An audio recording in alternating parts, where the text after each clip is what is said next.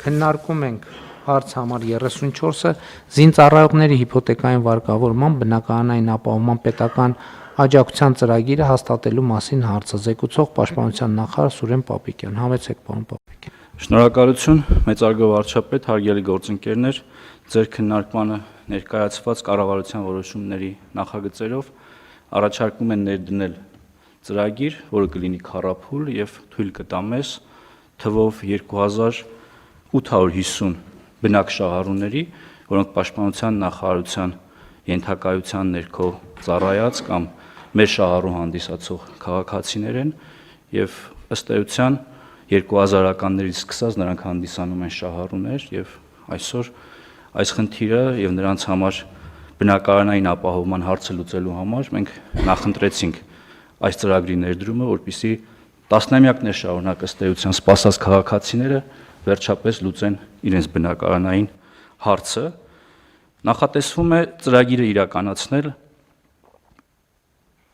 մի ֆինանսական աջակցության գործիքի միջոցով, որը կոչվում է հիփոթեկային վարկավորման գործիք։ Սա ենթադրում է, որ ֆինանսավորման 90%-ը կհատկացնի կառավարությունը բանկերի միջոցով, իսկ 10%-ը պաշտպանության նախարարության տարեկան ֆինանսավորման միջոցով, այն կենթադրի 4 տարվա ընթացքում, այն է 2027 թվականին 735 շահառուների բնակարան հատկացնելու ծրագիր, 2028 թվականին 812 շահառուների, 2029 թվականին 719 եւ 4-րդ փուլում 2030 թվականին թվով 584 շահառուների։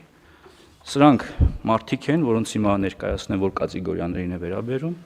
Պաշտպանության նախարարության համակարգի բնակարանային պայմանների բարելավման հաշմարման ընդգրկված պայմանագրային զինծառայողների եւ քաղծառայողների,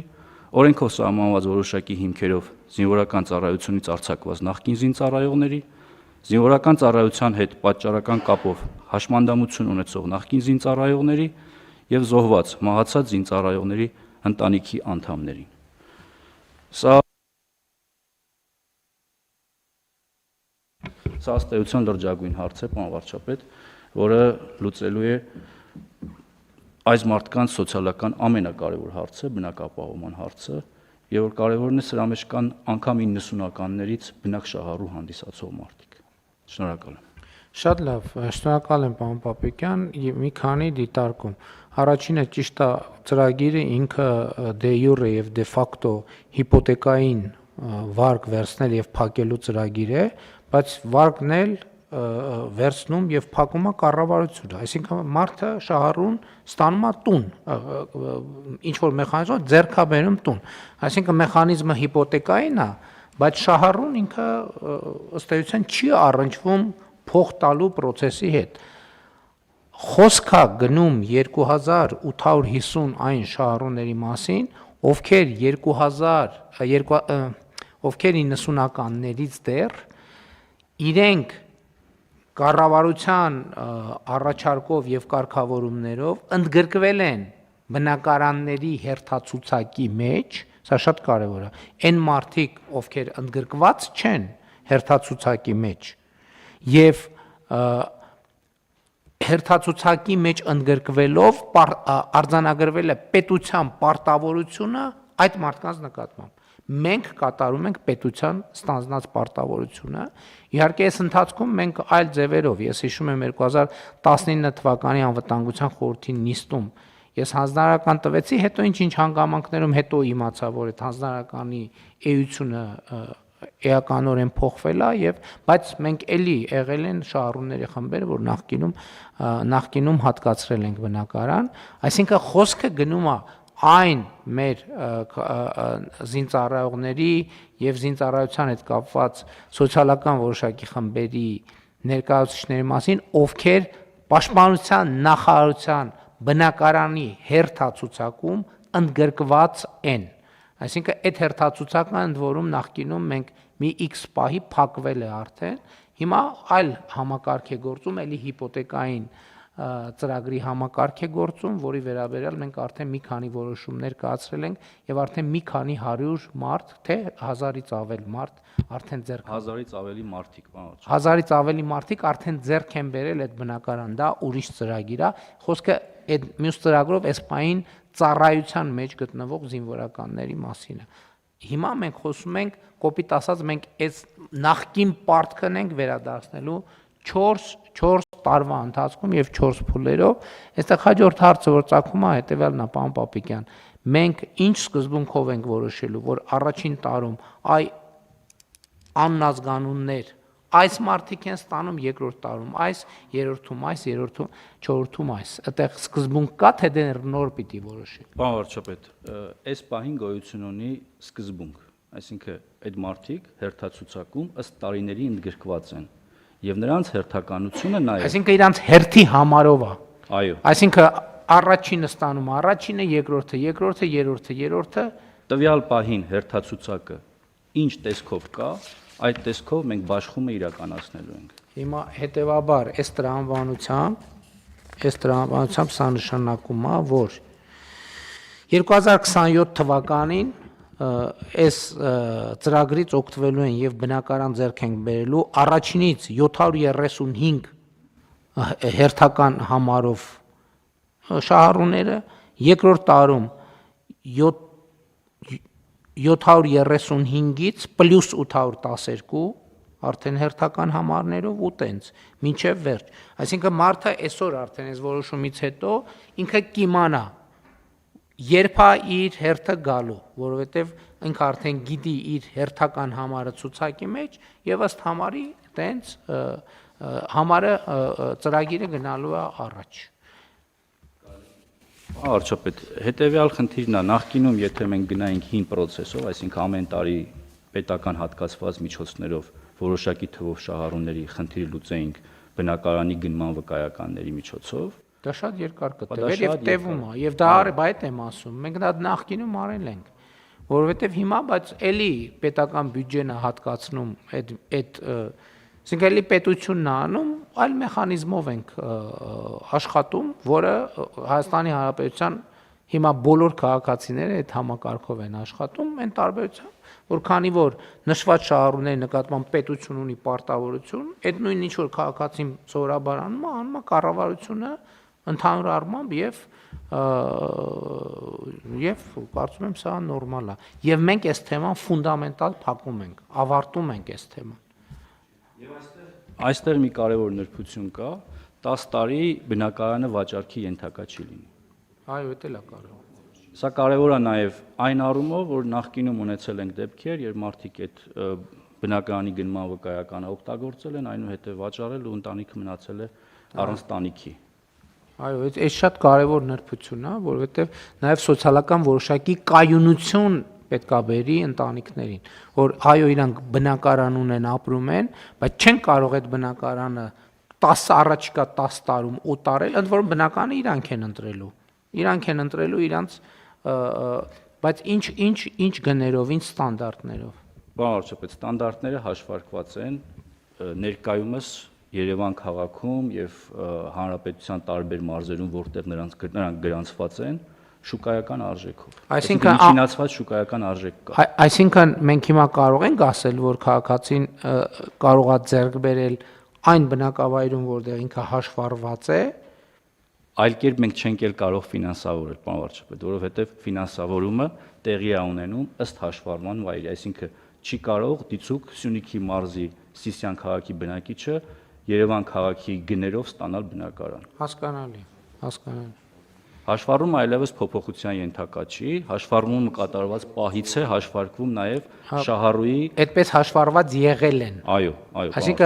Այսինքն բանի պահին, հերթագրման պահին հաշվառման հասցեն է հաշվի առնվում եւ այդ տրամաբանությամբ այդ պահի դրությամբ ընտանիքի անդամների թվով կհիշեք մենք տարբեր նամակների ենք բախվում նաև երբ մարդկանց ընտանիքի թվաքանակ է փոխվել, բայց հաշվառված է եղել այլ թվաքանակով, սա ստատիկա, սա չի կարող փոխվել։ Այո։ Ու ամենակարևորը մենք հնարավորություն ենք ընձեռել նաև ոչ միայն առաջնային եւ երկրորդային շուկաներից գնել բնակարաններ, այլև գնել բնակարան, որոնք օրինակ կարող են լինել նոր կառուցվող, այսինքն ինքը գնի իրավունքը, հետագայում ստանա բնակարանը։ Իմիջայլոց այս տեղեկատվությունը ըստ մարզերի, ըստ բնակավայրերի, ինձ թվում է կարելի է կիսել նաև ոլորտի հետ, որովհետև ասենք օրինակ կարող է պարզվի, ենթադրենք ձեր Սիսյանի անունը տվեցիք, ես է Սիսյանի անունը տամ, կարող է պարզվի, որ Սիսյանում 2000 շահառույց 200-ը Սիսյանում են, շինարարը կարող է գնա, նոր շենք կառուցի, ասի ես առաջարկում եմ, այս գլխից պայմանավորվի, եւ սա շատ հետաքրքիր տնտեսական է, որովհետեւ այնուամենայնիվ եկեք ընդունենք, որ 2850 բնակարանը այդ փոքր թիվ չի։ Եթե պարզվի, որ 300-400 կա, որ մի տեղում կենտրոնացված է, այդ շատ կոնկրետ ներդրումային նոր դաշտ է բացում եւ կարծում եմ, որ կարելի է շփվել ոլորտի հետ եւ մի հատ հասկանալ աշխարհագրություն, ինչ աշխարհագրություն կա եւ էտել համեցիկ։ Շնորհակալություն, պարոն վարչապետ, կարող է սկզբի շրջանում դրա հավանականությունը մեջ չի, բայց բացատրեմ թե ինչու։ Այս մեխանիզմը իր հիմքում ունի այսօրվա դրությամբ տվյալ շուկայում եղած բնակարանների միջին արժեքը։ Կադաստրի կոմիտեն պետք է պարբերաբար տեղեկություններ հաղորդի պաշտպանության նախարարությանը, որոնք այդ ժամանակահատվածում բավարարվող դիմումների արժեքային հիմքն են հանդիսանալու 1 քառակուսի մետրի հաշվով։ Եվ դուք բերեցիք Սիսյանի օրինակը, ես էլ այդ օրինակով ասեմ, եթե օրինակ այդ վիճակագրությունը այն մասին է, որ Սիսյանում անցյալ 6 ամիսների ընթացքում բնակարաններ են վաճառվել, որոնց 1 քառակուսի մետրի արժեքը որոշակի մակարդակ ունի, դա ինչպես արդեն գոյություն ունեցող շենքերի, այնպես էլ նոր վաճառվող տների քառակուսի մետրի հաշվով են որոշվում։ Եվ ավելի հավանական է, որ իրենք ցածր կլինեն արժեքով այն նոր կառուցվող շենքերի քառակուսի մետրերի արժեքից, ինչն էլ շուկայական է եւ տրամաբանական։ Հետևաբար իհարկե դուք ճիշտ եք ասում, կառուցապատողը ինքը կորոշի այդ առաջարկի դեպքում կամ այդ պայմանների դեպքում ինքը պատրաստ է առաջարկ ձևակերպել թե ոչ, բայց նայելով շուկայի պայմաններին, մի դեպքում կարող է պարզվի, որ դա հնարավոր է, մի դեպքում կարող է պարզվի, որ դա այդքան էլ հնարավոր չի։ Շատ լավ։ Համեցեք, պարոն Թորոսյան։ Շնորհակալություն, պարոն վարչապետ, նախ ես ուզում եմ ողջունել այս մեր որոշման ընդունումը, որտեղ մենք էլ մեր գործընկերների հետ մեկտեղ հաճախ ենք ստանում նամակներ եւ սա վերջնական լուծելը ըստ էության հազարավոր ընտանիքների բնակապահովման հարց է լուծում։ Եվ մի բանի եմ ուզում ուշադրություն դարձնել, մենք հաճախ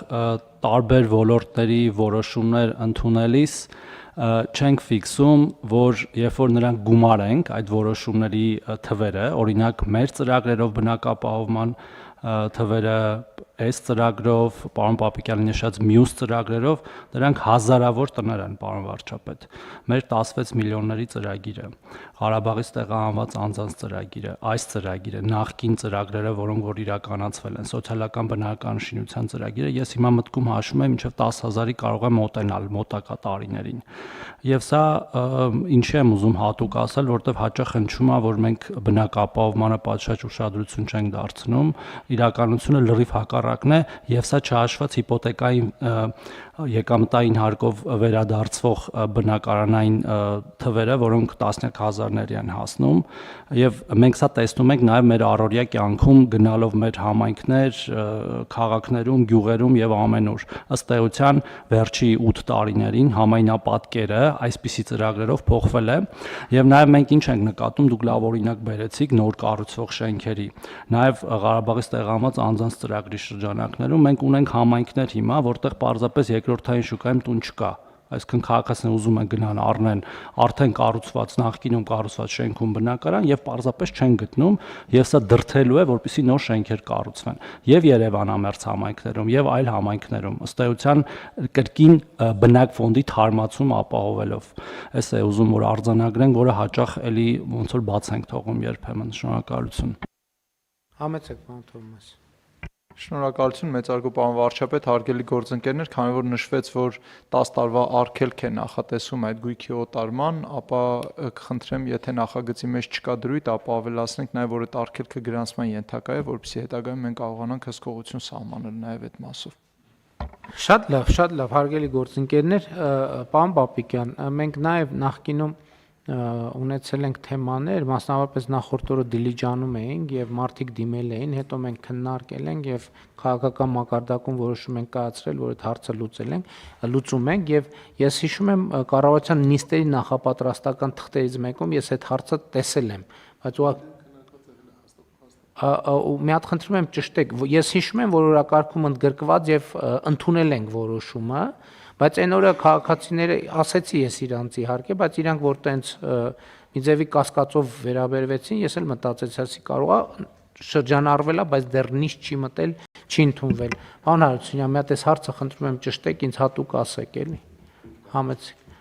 Եվ մենք ուրիշ տեղեր էլ ունենք։ Երկու դեպքով մենք որոշում ընդունել ենք։ Պարզապես չեմ կարող հիմա վստահ ասել ձեր նշած դեպքը դրա շրջանակներում է թե այլ դեպք է, դրա համար չեմ կարողանում հարցնել։ Ամեն դեպս ես էլի ուզում եմ մեր հարգելի քաղաքացիներին Դիլիջանում ովքեր մոտեցել էին, ասել որ այդտեղ, այսինքն քաղաքական որոշումը կայացրած է։ Հիմա ընդհանցակարգային խնդիրներ են եւ իրանց բարձրացած հարցը ինչպես են ժամանակ ասել ենք, իմ հիշելով ընդունել ենք, բայց եթե նույնիսկ չենք ընդունել, այդ նշանակում է առաջիկա նիստերից մեկում կառավարությունը այդ հարցը նույնպես կլուծի։ Շատ լավ։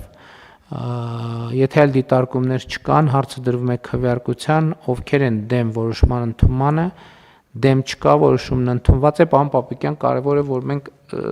թեման ճիշտ կոմունիկացնենք, որպեսզի նաև մարդիկ նախ պատկերացնեն եւ շոշափելի պատկերացում ունենան ինչպես է լուծվելու հարցը եւ նաեւ շատ հստակ լուսաբանենք, որպեսզի տարընթերցում չլինի շահառուների խմբի հետ կապված։ Այս էլ է շատ կարևոր նրբություն, որպեսզի հանկարծ թյուրիմացություններ չլինեն, սխալ չհասկանան մարդիկ ուղերձները։ Շատ լավ, պարոն Հարությունյան։ Հարգելի գործընկերներ, մեր նիստի օրակարգը սպառված է, նիստը ավարտված։